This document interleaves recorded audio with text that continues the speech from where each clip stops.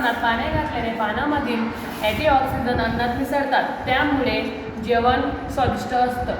केळीच्या पानावर जेवण वाढल्याने अन्नाची चव अधिक फुलते आणि विशिष्ट स्वाद प्राप्त होतो. कुरण्यासाठी किंवा वापरण्यासाठीही वापरले जाते. प्लास्टिक टाळा, पर्यावरण वाचवा.